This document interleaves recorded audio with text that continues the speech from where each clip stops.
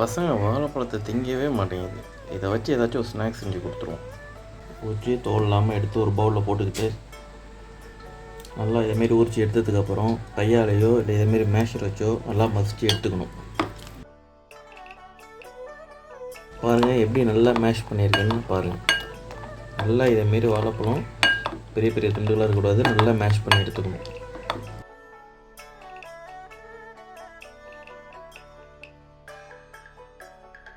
ஒரு 3/4 கப் அளவுக்கு மைதா, ஒரு பிஞ்ச் உப்பு, கொஞ்சமாக சோடாப்பு சேர்த்துங்க. ஒரு தேவைக்கு ஏற்ப நாட்டு சர்க்கரை சேர்த்துக்கலாம். இது இப்போ நல்லா மிக்ஸ் பண்ணிக்கலாம்.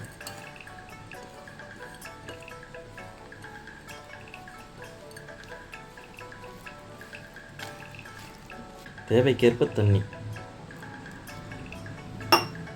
கொஞ்சம் கொஞ்சமாக சேர்த்துங்க, தேவைக்கேற்ப சேர்த்துங்க. பாருங்கள், இந்த பதத்துக்கு இருக்கணும்.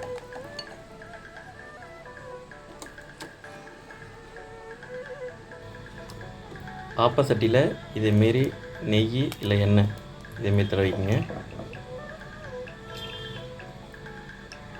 இல்லை ஒரு கொஞ்சமாக எண்ணெய் கூட விட்டுக்கலாம், கொஞ்சமாக நெய் கூட விட்டு இது பண்ணிக்கலாம்.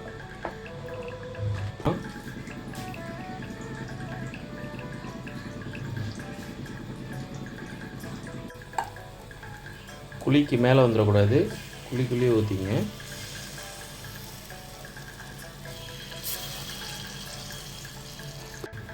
இது மாதிரி எல்லா குழியிலையும் ஊற்றிங்க.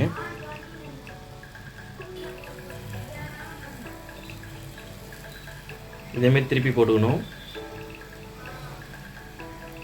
கீழ் பக்கமும் நல்லா வேக வச்சுக்கணும். இன்னொரு சைடு நல்லா வெந்து வந்தோன்னே குழிப்பணியாரத்தை எடுத்துடலாம். பாருங்கள், குழிப்பணியாரம் நல்லா சவந்து வந்துடுச்சு. இப்போ எடுத்துடலாம்.